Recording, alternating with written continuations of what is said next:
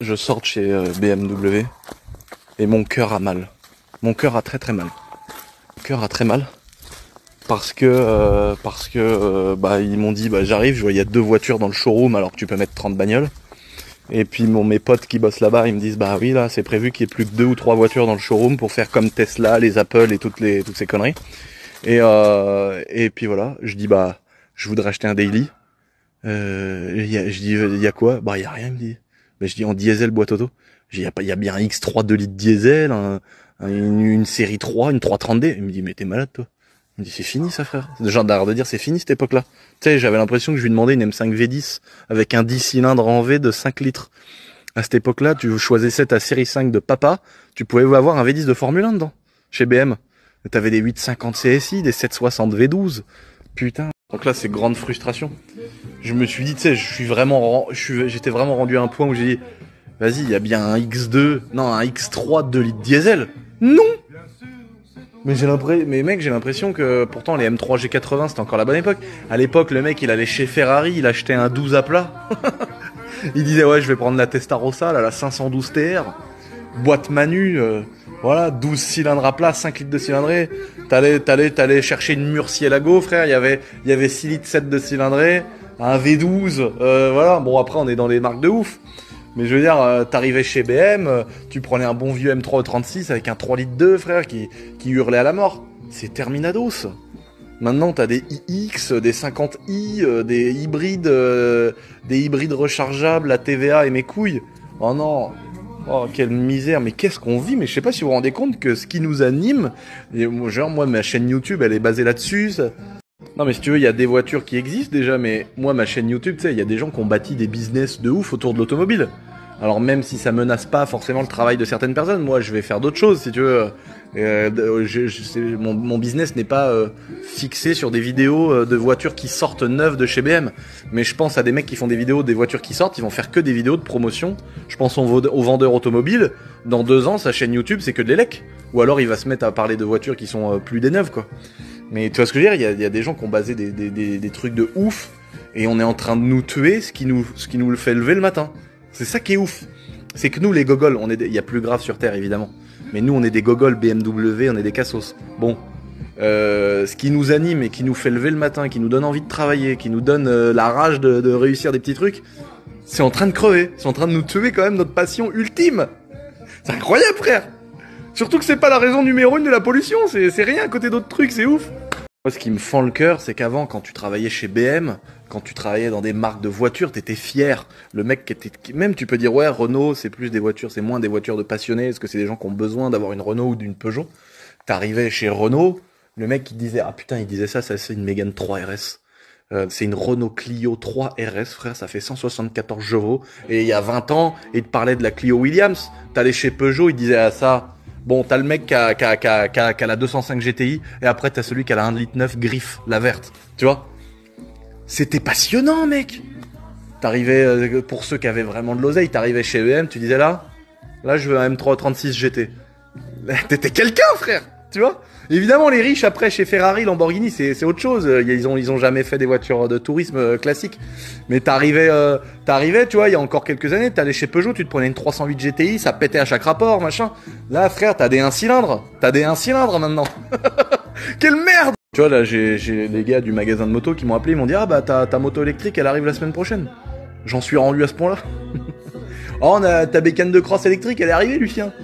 Ah putain, au magasin, on va devoir vendre des motos électriques, nous. Putain, le bordel. Quel enfer, quelle période on vit. Tu vois? C'est ouf. Alors, il y a 1 million de fois plus grave, évidemment.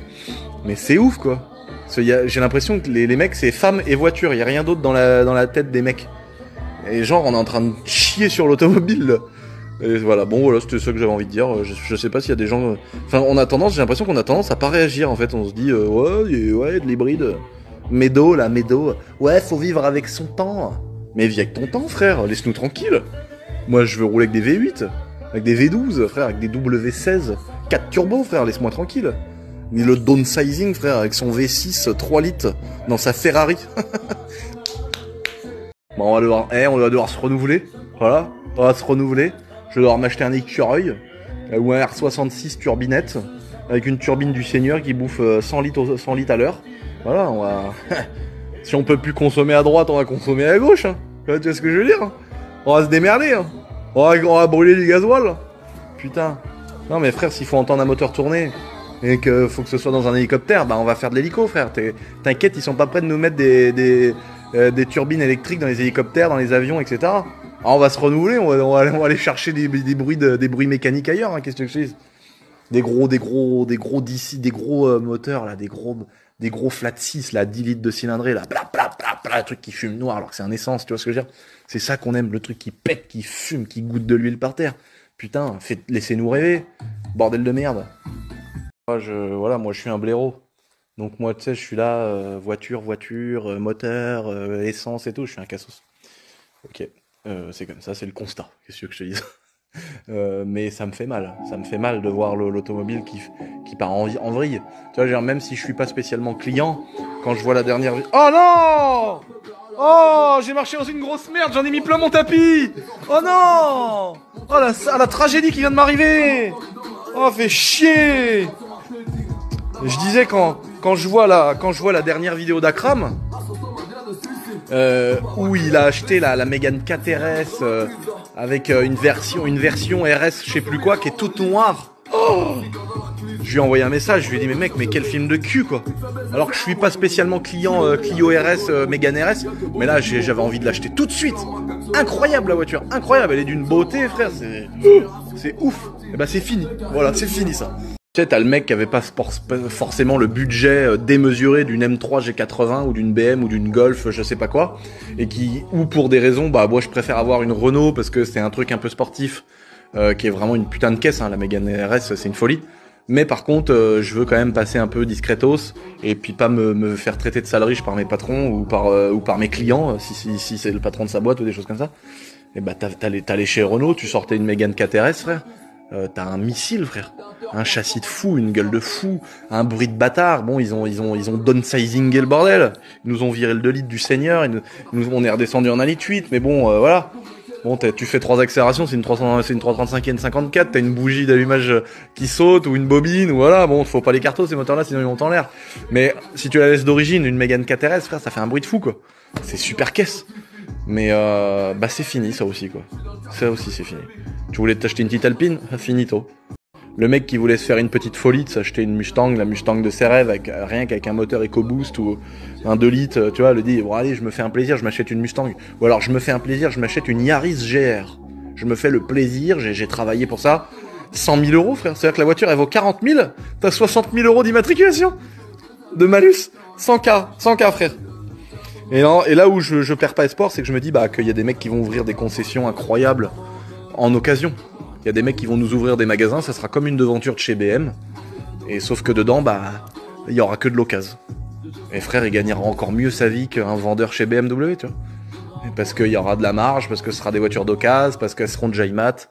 Et voilà, c'est ça ça va par contre, le marché de l'occasion, putain, les voitures, faut qu'on les garde, on va se faire pouiller le cul, quoi. C'est là, on va acheter une voiture, on va les acheter, enfin, déjà, on se fait déjà pouiller le cul, mais ça va être encore pire, quoi. J'ai peur que ce soit encore pire. D'acheter des M3 E46 tout rincé avec 200 000 km à 85 000 euros, quoi. Et aussi, frère, il y a un truc qui me... Tu sais, ça fait longtemps que c'est là. Et on est des vieilles chaussettes sales. Avec Akram. Akram, je l'adore. On s'appelle souvent. Il n'y a pas une semaine où on se commande pas une story, où on va pas s'échanger un truc. On s'appelle régulièrement, frère, pour chier sur la terre entière. Et on est 2 vieilles chaussettes sales. Parce que lui, il vient pas me voir. Moi, je vais à Paris, je vais pas le voir. On fait pas de vidéo ensemble. Genre, on va être vieux. On va être vieux un jour, frère, on va avoir 70 ans, on va être tordu. Et on va se dire, ah, tu te rappelles? Et on va se dire, on a fait qu'une vidéo ensemble. Comme 2 grosses merdes. Donc, spammez-le dans tous les sens, s'il vous plaît, pour lui dire, vas-y, frère, faut aller faire une vidéo avec Lulu. Faut qu'il monte dans le buggy, frère. Il va monter dans le buggy. On va arracher les trains roulants du buggy, on va couper des peupliers s'il faut. Mais faites-le venir au château, je sais pas quoi faire, moi, pour le motiver. Dites-lui de venir. Venez, on fait une vidéo, on va pas ça va faire combien d'années déjà entre la première vidéo qu'on a fait et celle qu'on fera là? Trop. C'est vraiment une demande de harcèlement. Je vous demande de l'harceler, les amis. Envoyez-lui des messages, identifiez-le dans les stories, etc. Et dites-lui, vas-y frère, viens au château. Et qu'on fasse d'une bonne vidéo, frère. Et moi je rêve, parce qu'avant que Akram se devienne mon pote, je suis fan, moi, de lui. Et moi, je rêve de présenter mon Aventador. C'est trop de classe, mec. Il y a la vidéo de la M3 rouge, qui est frère, maintenant, elle a 200 ans. Et je rêve de venir lui présenter mon Aventador. Genre, il y a l'évolution, parler du truc, refaire un truc ensemble sur sa chaîne, présenter ma caisse, bordel. Il me fait galérer, frère. Je suis là, gros, j'ai quelqu'un de la prod, frère. Faut que je m'inscrive, ça dure 6 mois. Laisse-moi tranquille, frère. Laisse-moi venir me présenter avec ma voiture, enfoiré. Et lui, faut qu'il vienne, salaud. Faut qu'il vienne au château, mec, qu'on file dans le lac, on va faire de l'avion, ça va être n'importe quoi, mec. On va faire un super contenu. Putain, merde.